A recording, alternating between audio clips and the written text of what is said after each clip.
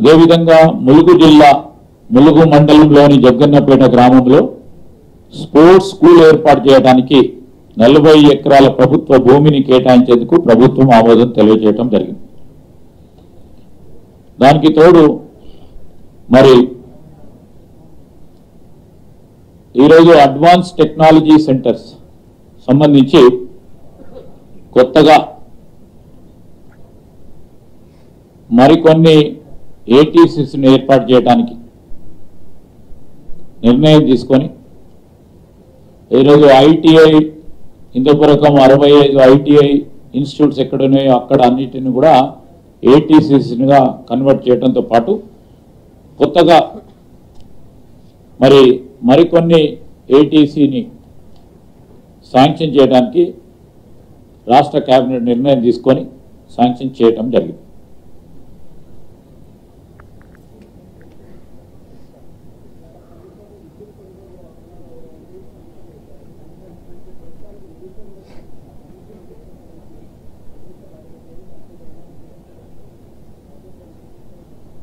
ఈరోజు నేను ఒక ఏటీసీకి సంబంధించి మొన్న జూబ్లీ హిల్స్కు సంబంధించి అక్కడ కూడా ఏటీసీ ఏర్పాటు చేస్తామని ముఖ్యమంత్రి గారు ఇచ్చిన హామీ మేరకు జూబ్లీ హిల్స్ కూడా అక్కడ ఉన్న యువతి యువకులకు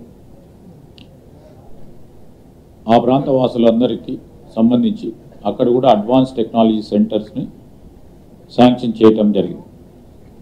మీరు అడిగిన ప్రశ్నకు సంబంధించి క్యాబినెట్లో ఇప్పుడు చర్చ కాలేదు, ఆల్రెడీ ఎంక్వైరీ నడుస్తూ ఉంది.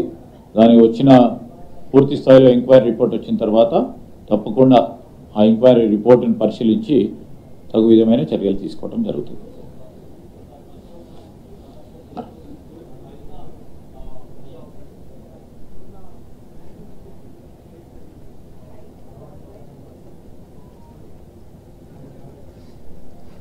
ఈరోజు అక్కడ ఉన్న సబ్ క్రిటికల్ టెక్నాలజీతోని రామగుండం పవర్ ప్లాంట్ అక్కడ ఉన్నది ఆధునీకరణ చేయాలని, సూపర్ క్రిటికల్ పవర్ ప్లాంట్ చేయాలని నిర్ణయం. దాంతోపాటు ప్రభుత్వం కూడా ఆ ప్రాంత ప్రజలకు సంబంధించి పిట్ హెడ్ దగ్గరనే విద్యుత్ సరఫరా చేసే కోల్ బేస్డ్ థర్మల్ ప్లాంట్ని ఏర్పాటు చేయాలని చాలా సంవత్సరాలుగా ఆ ప్రాంత వాసులకు సంబంధించి ఉన్న డిమాండ్తో పాటు ఆ ప్రాంతానికి సంబంధించిన మా గౌరవ శాసనసభ్యుడు రాజ్ ఠాకూర్ గారు ఆ ప్రాంత వాసులందరి తరఫున ఒక ప్రధానమైన ఎమోషన్ సెంటిమెంట్తో పాటు అక్కడ అవసరం ఉంది. ఈరోజు రాబోయే కాలంలో థర్మల్ కెపాసిటీ ఎంతో ఉండాలి అని ఒక ప్రణాళిక సిద్ధం చేసుకొని దానికి అనుగుణంగానే ఈరోజు పవర్ ప్లాంట్ని ఏర్పాటు చేసుకునే ప్రయత్నంలో మరి ముఖ్యమంత్రి గారు అదేవిధంగా డిప్యూటీ చీఫ్ మినిస్టర్ గారు పూర్తి స్థాయిలో పరిశీలన చేసి ఒక నిర్ణయం కేబినెట్ ఆమోదం కూడా తెలపడం జరిగింది. ఏం సార్, 3వ డిస్కామ్ ద్వారా ప్రభుత్వానికి సంబంధించి ఒక హెల్దీ డిస్కామ్స్ని ఏర్పాటు చేసుకోవాలి. తనకు అనుగుణంగానే విద్యుత్తుకు సంబంధించి అనేక అంశాలు క్రోడీకరించి మనము పూర్తి స్థాయిలో అంటే ఒక సిస్టమటైజ్ సర్వీసెస్ను అప్పగించే ప్రయత్నం చేయాలి. కొన్ని సందర్భాల్లో కొన్ని జరిగిన అక్కడ కొన్ని స్ట్రక్చరల్ ప్రాబ్లమ్స్ ఉన్నాయి. ఆ స్ట్రక్చరల్ ప్రాబ్లమ్స్ అంతా కూడా క్లారిటీతో ముందుకు పోవాలనే ఆలోచనతోనే ఈ 3rd డిస్కామ్స్ పెడతాము. ఒక హెల్దీ ఈ డిస్కామ్స్ అన్నీ కూడా ఒక హెల్దీ కంపెనీస్గా ఎదగాలని ఓ ప్రయత్న భాగంలోనే ఒక కొత్త ఆలోచనతోనే ముందుకెళ్తా ఉన్నాం.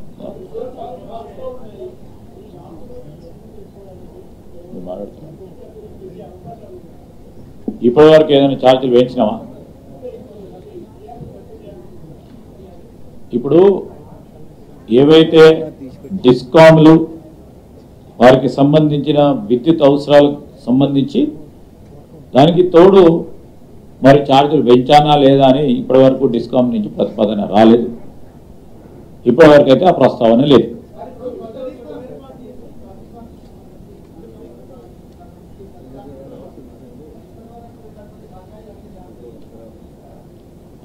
ఇప్పటి వరకు ఏ కంపెనీకి అయితే బాకీ ఉందో ఆ కంపెనీకే పోతాయి.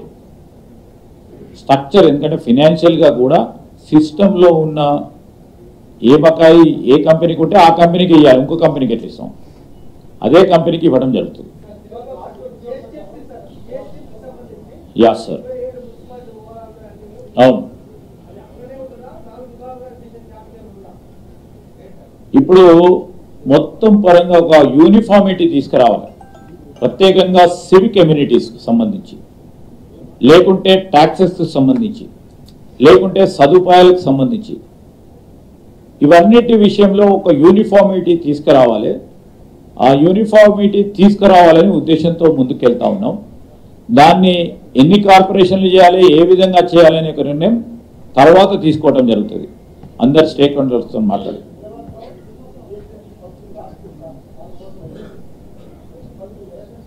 అవును.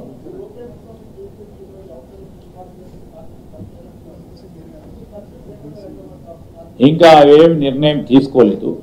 ఈరోజు విలీనం చేసి జిహెచ్ఎంసీ యాక్ట్ని సవరణ చేసుకొని తర్వాత స్టేక్ హోల్డర్స్తో మాట్లాడి ఒక కార్పొరేషన్ ఏర్పాటు చేయాలన్నా, 4-5 చేయాలన్నా, 5 చేయాలన్నా, 3 చేయాలన్నా, 10 చేయాలనే నిర్ణయం ఇంకా తీసుకోలేదు.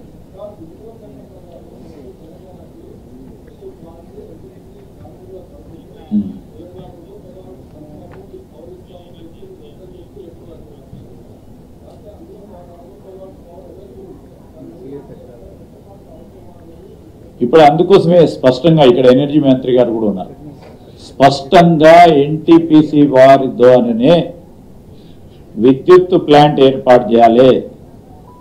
ఆ 2400 మెగావాట్లకు సంబంధించి మాకు వద్దు అని రాసిన వాళ్ళని మీరు అడగాలి. ఈరోజు విద్యుత్ మాకు కావాలి, భవిష్యత్తులో విద్యుత్ ఒక ప్రణాళిక సిద్ధం చేసుకొని కన్ను రెప్పపాటు కూడా విద్యుత్ లేకుండా మన ప్రజలు ఉండొద్దని ఒక నిర్ణయం తీసుకొని ఈరోజు ఎన్టీపీసీ వారు సంకల్పించిన ఆ కార్యాచరణలో వారిని తీసుకోమని చెప్తా ఉన్నాము. వారికి విద్యుత్ ఉత్పాదన చేస్తే ధర వారి ఎక్కువ ఉంటే జెన్కో ఏర్పాటు చేయడం జరుగుతుంది. సో మేము ఒక సిస్టమేటిక్ ఒక ప్రణాళిక పెట్టుకొని 2035 ఒకటి 2047 విద్యుత్కు సంబంధించిన ప్రణాళిక విధంగా సిద్ధం చేసుకొని ముందుకెళ్తాము. ఎంత డిమాండ్ పెరుగుతుందో ఆ డిమాండ్కి అనుగుణంగానే ఈరోజు థర్మల్ ప్లాంట్కు సంబంధించి ఒక సందర్భంలో మీరు చూసిండ్రు, స్పెయిన్లో ఏ విధంగా మొత్తం నాన్ కన్వెన్షనల్ ఎనర్జీకి సంబంధించిన ఇష్యూ వచ్చినప్పుడు బ్లాక్ డే పూర్తి 2 days అయిపోయింది.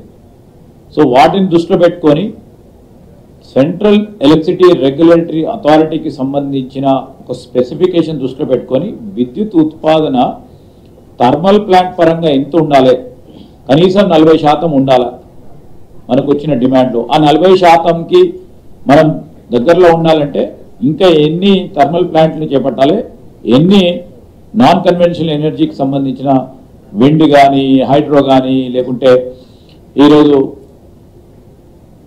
వివిధ విద్యుత్ ఉత్పాదనకు సంబంధించిన ప్లాంట్ చేపట్టాలని ఒక ప్రణాళిక సిద్ధం చేసుకొని ముందుకెళ్తాము. ఇప్పుడు మొదలు పెడితే 5-6 సంవత్సరాలకు పూర్తి స్థాయిలో దానికి ఆపరేషన్కి వస్తాయి.